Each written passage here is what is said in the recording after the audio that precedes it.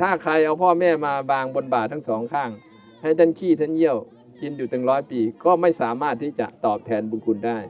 ส่วนบุคคลใดที่ให้พ่อแม่เนี่ย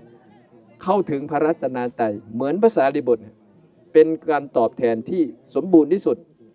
ฉะนั้นบ้านเรา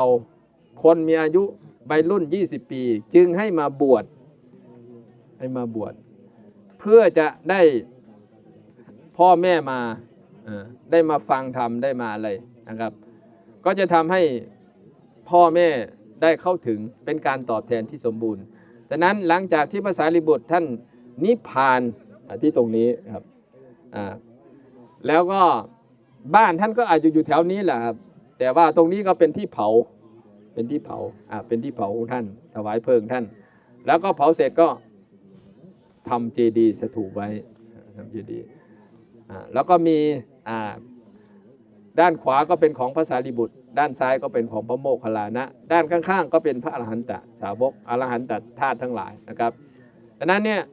หลังจากนั้นมานะครับตรงนี้ก็เป็นวัดขึ้นมาพศ400มีเศรษฐี4 คนพระราชา4 คนมาสร้างวัดคนละ 1,000 ไร่พศ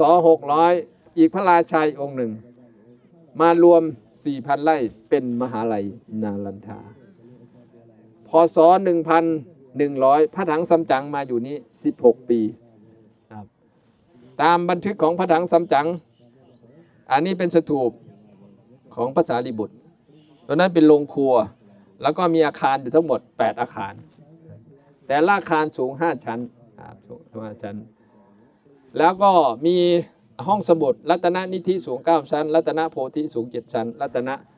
สินสมุดแต่ไม่สุดสาครอีก5 ชั้นทั้งหมดนี่มีกี่ไร่4,000 ไร่ครับ4,000 ไร่พระสงฆ์20,000-30,000 รูปอยู่ในนี้เรียนแต่พระไตรปิฎกประชาชน200ในหมู่บ้านเนี่ยมาดูแลพระสงฆ์คัมภีร์พระไตรปิฎกออริจินอลก็อยู่ตรงนี้ครับยิ่งทำไมท่านนาคารชุนครับก็จะมีการโต้วาทะถ้าท่านไปดูYouTube หรืออะไรที่พระทิเบตมาถ้าเขาถามกันเนี่ยครับเขาเรียนมาเขาตบเข้ามาอย่างเงี้ยถ้าตบเข้ามาอย่างนี้คือยังตอบไม่ได้แต่ถ้าตีออกไปอย่างเงี้ยก็สามารถตอบได้อาตมาไปอยู่ดารัมชลา3 เดือนตีจนมือแทบแตกสู้เขาไม่ได้ประโยค5แต่สู้ประโยคเก่าไม่ได้จงอางพัดถิ่นไหนจะสู้งูดินพื้นที่ สู้เขาไม่ได้อันนั้นเนี่ยเจริญรุ่งเรืองจนพศ1,800ภายนอกศาสนาเข้าโจมตีพระสงฆ์เผาตายมรณภาพไป 20,000 กว่ารูปครับ